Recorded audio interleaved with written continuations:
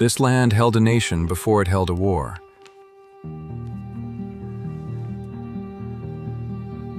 Long before Isandlwana, there were homesteads built in circles and cattle that meant more than wealth.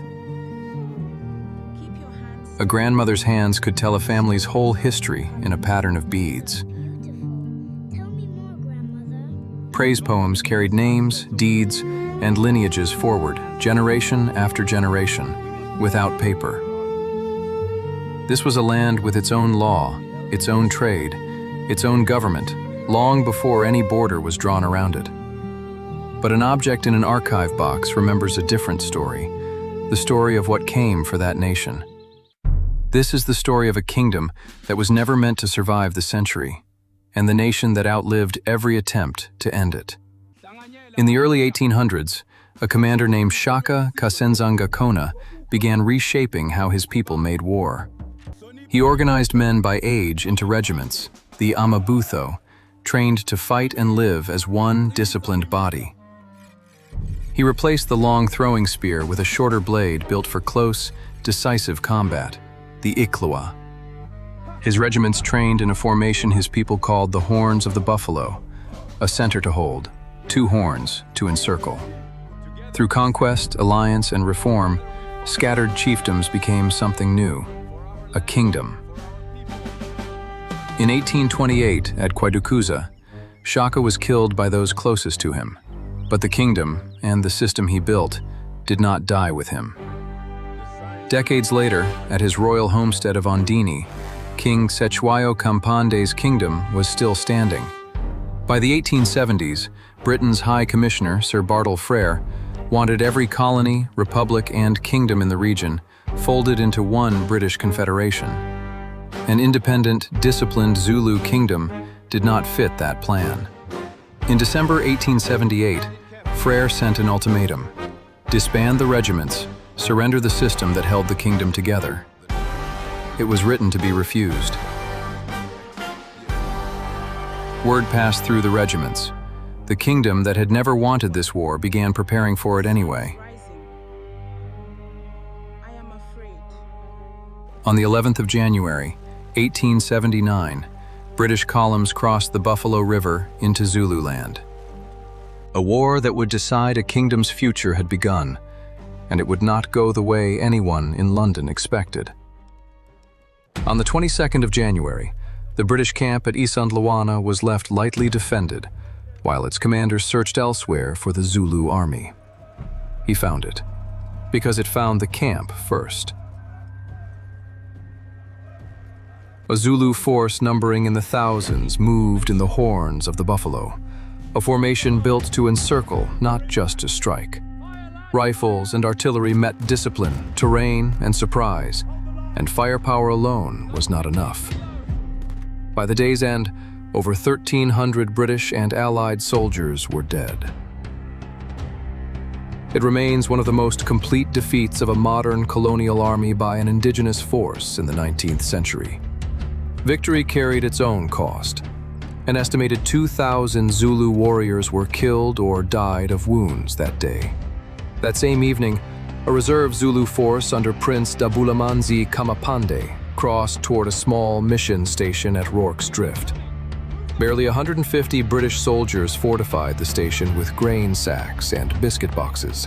Through the night, roughly 4,500 Zulu warriors attacked the barricade again and again.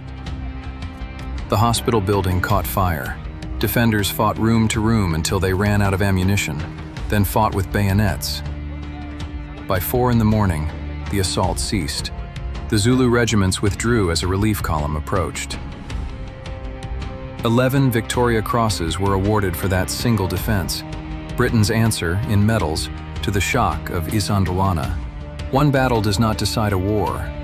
Reinforcements arrived from Britain by the thousand.